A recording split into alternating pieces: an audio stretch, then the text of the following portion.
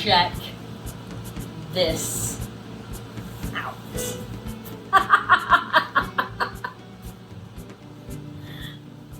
The neighbors that are kind of in my neighborhood, but not really, trim their tree again. And look at these leaves that I got off the side of the road. Aren't they fantastic? So that is dictating what we are doing today. It's fantastic because I've been printing leaves for fairy houses, and I've got more fairy houses to do, and so the slab roller is all nice and clean.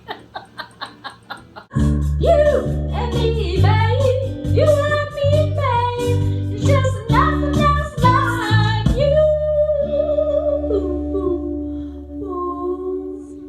We're ready to go. So I've got lots of these that are gonna be just bowls. And man, they are stunning. They're gonna be amazing. So, thanks for coming, everybody. Their stem is probably 1/4 of an inch thick.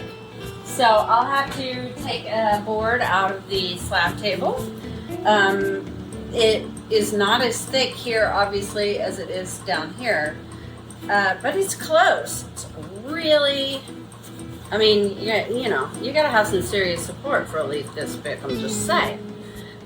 So I want a nice thick slab so that I get a nice beautiful bowl without any cracking in it. I will probably have to reinforce this area here. But I love them. I love them so much. Thank you for trimming your tree.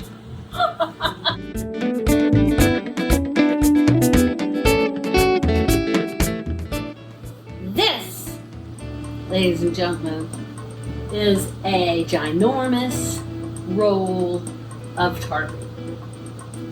And it is extremely helpful at the slab table. It is also extremely helpful for cutting out patterns for slab building. So there's lots of patterns out there that you can get online for slab building. This stuff is so cheap. This stuff is really, really cheap. And it is virtually, it's not waterproof. It will absorb some water, but it is largely water resistant, and it does not really absorb water out of your clay unless you leave it on there for a long time.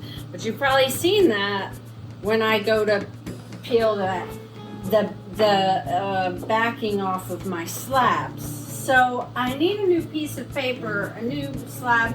What's nice about it is that I can cut this cheapie off and fit it to my slab roller, and then I can use this however long I want to go about using it.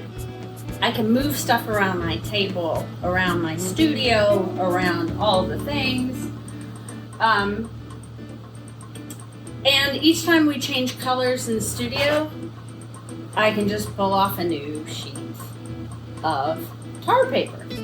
So you cut it with scissors or whatever, a box cutter, a razor blade, whatever you've got on hand, and put it on your slab table. It works amazingly well. It's incredibly cheap. You get it anywhere. This is what goes on your roof. So you get it anywhere that you can get roofing supplies. Home Depot, Lowe's, your local roofing supply house, whatever it is that you want to do. Cut it to size or length and move any number of slabs or slab pieces or line your bats or whatever you want to do with it. It has very little texture. It's not like canvas has more texture. It does have texture, but it doesn't have as much texture as canvas has. So, tar paper. You need some. If you don't need this much, you know, find a buddy and split a roll.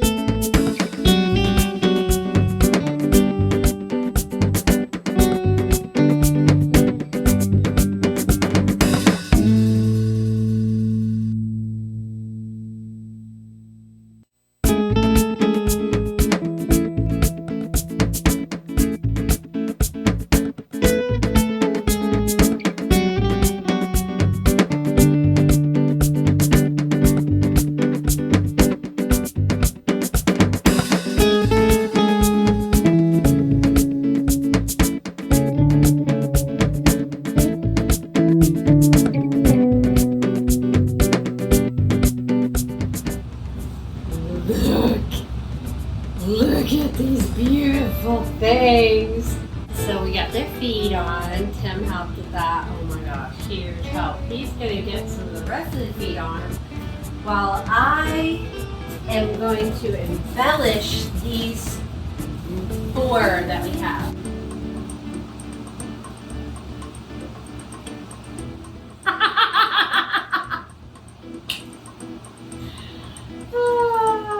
I'm kind of trying to decide where it wants to sit because I think there's an element of if it's going to be a functional platter, it's going to need to sit somewhere where it's out of the way of the food.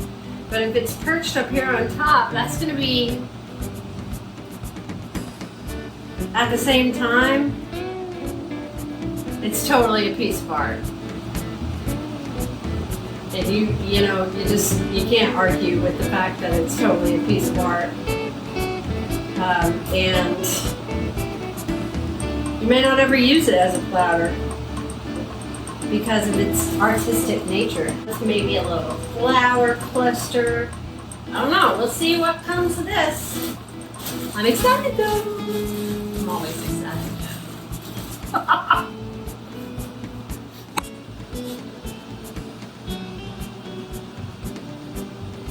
I lost two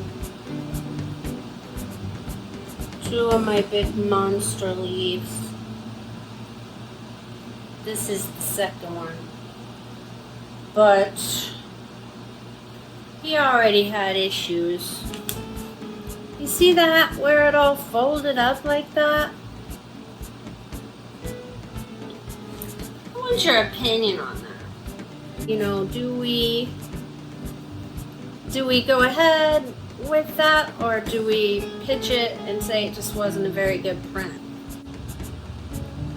You know, this can be reclaimed, but after I fire it, it can't. So, what do you think?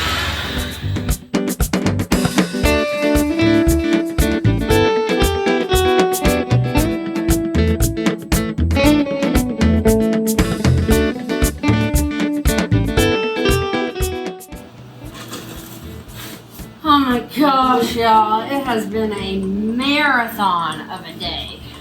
Tim, yet again, playing the hero card. He is out getting ice cream. Ben & Jerry's. My hero. Such a trooper. Pulled me out of the deep end. Everything that we are going to put into the 4th of July show that is new had to be finished today.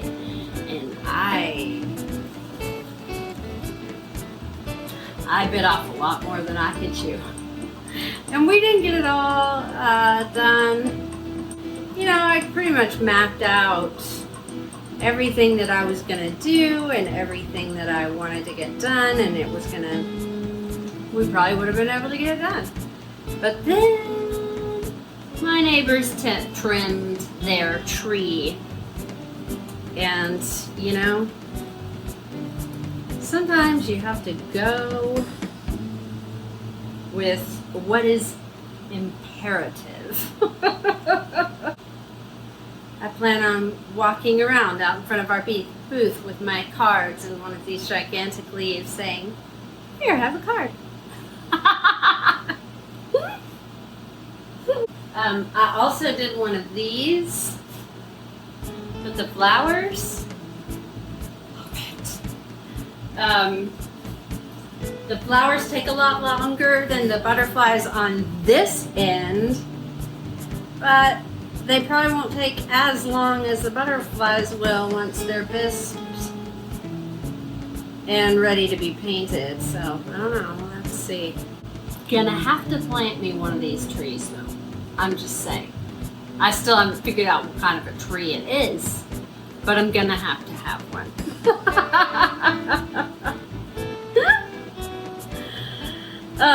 Anyway, that is going on. We have 6 of these. We were able to finish 7, I think, more fairy houses. So now it's just getting everything dry and a kiln load in as soon as humanly possible. Are you ready? Oh my gosh! What, Tim? Look! So pretty! Alright, everybody. This weekend at Yeti Polk Park in Belton, Texas. Come see. Thanks for coming.